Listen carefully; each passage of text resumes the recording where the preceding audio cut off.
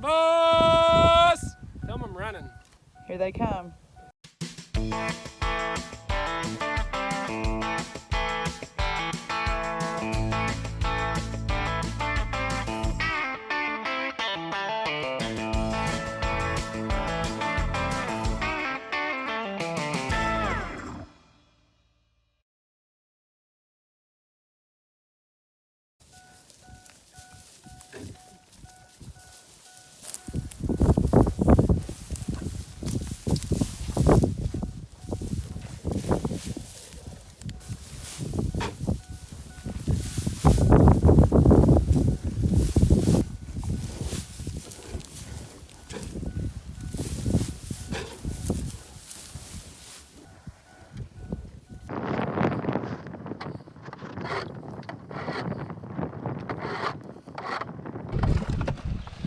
Hey everyone, welcome to the Peterson Family Farm YouTube channel. Remember to like and subscribe and comment if you have a question. Or in that video you saw me taking feed to the cows when they were still in pasture. I took them a mix of silage and Synergy that gets them both protein and energy, supplemental to what they were getting from the grass.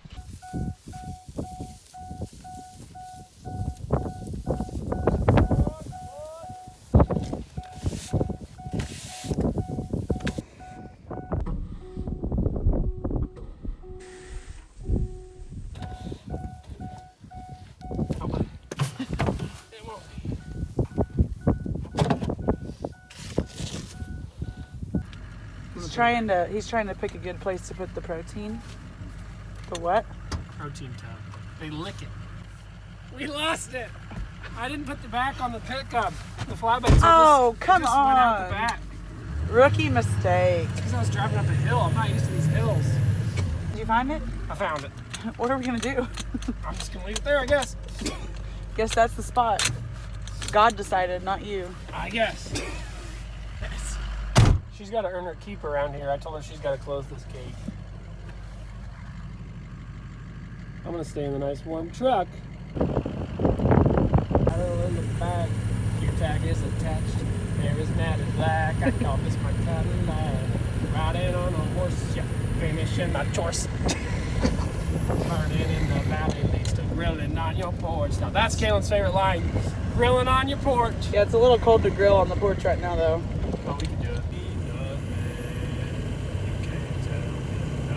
I'm here to tell you that your hat's nerdy looking. You can't tell me nothing. I just did. Heading on to a new paddock. This is the last paddock before we bring them home to where they're gonna calve. Yep, they got about 10 more days and then we're gonna move them closer to home.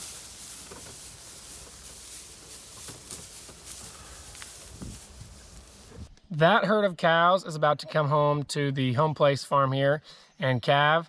And we like to have them a little closer to home so we can watch them and tag them and make sure they're all healthy calves.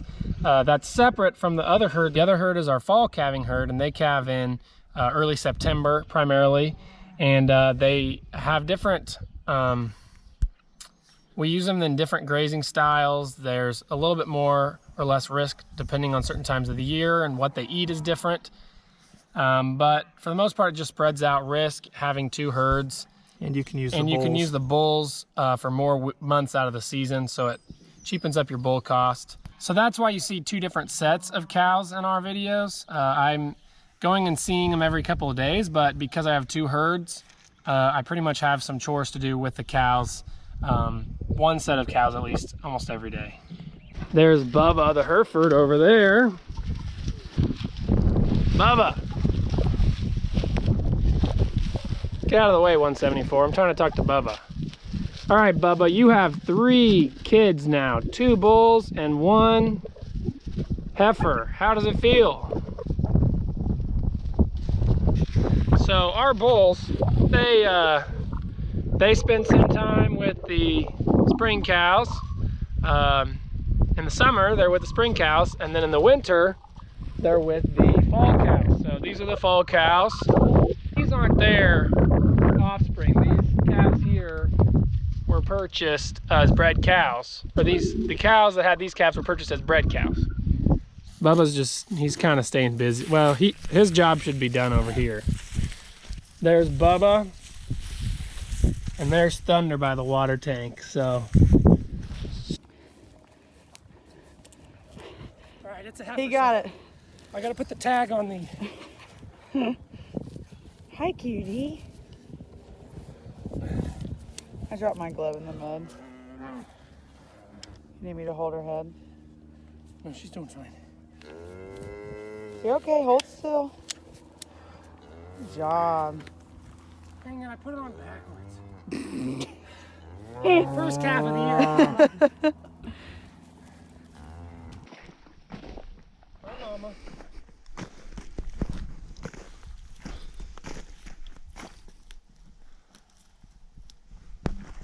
It's a heifer. Yeah, that's about as easy. That's about as easy as it gets right there. Yeah. We just lifted the calf up and moved it inside the fence here.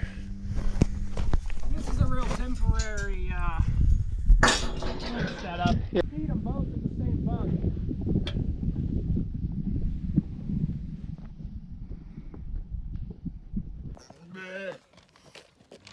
Is that a boy or girl? Can you see anything? It's a boy.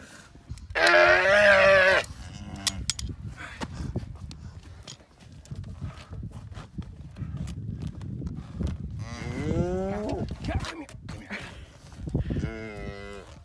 You're gonna be with your mama. Just Come here, Mama. Come here, Mama. Come on. Come here, Mama. Come on.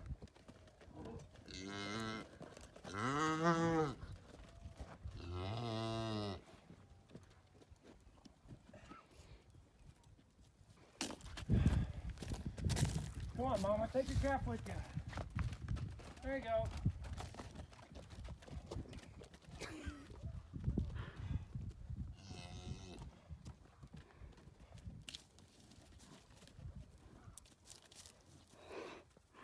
All right. I'm going to close this again. In that video, you saw our first couple calves after they were born. And there's a couple, you want to get to them as soon as you kind of can to look them over, make sure they're healthy, make sure they're attaching to the mom. And while I do that, I also put a tag in either the left ear or the right ear for either a bull or a heifer. And I just check in on the pair, and then I also turned them out onto a grass trap that we had alongside the calving pen. So those are the two things we do. Sometimes the mom is a little overprotective right in the beginning.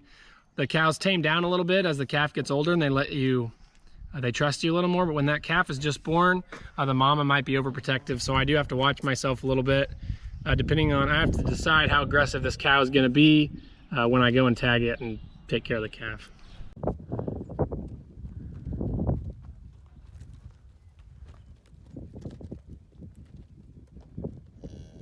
I'm just not very bold yet. Come on, calf. Come on, calf. you're good. You're good. She's. Yeah, so I knew that clip was gonna make it on YouTube. My wife was filming and I just biffed it totally, crawling over the front of that bunk there. So I did end up with a couple scratches, a little scar on my knee. Mainly just injured your pride. Yeah, mainly hurt my pride, so. All right, 19's done.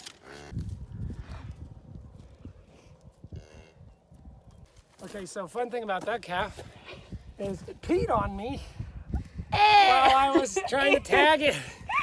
You gotta take a shower. Before. Here comes its mama. Kindle.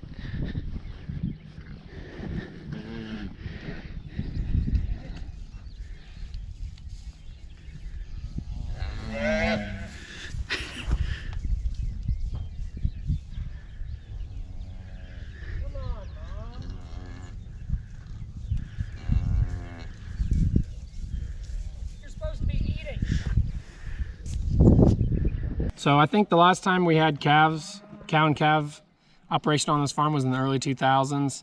Now that I'm home from college, I'm pretty much in charge of it. I was the one who kind of chose the cows, and have help with all the calving and take care of them every day. So it's kind of my challenges for the most part, trying to make it work on our farm. And so it's been a lot of fun, but it's definitely different taking care of a pair and the way the animal acts and the way calves have different needs than the calves you buy from a sale barn and we background them. So it's still taking care of cattle, a lot of the basics and the logistics for feed, delivery, and everything.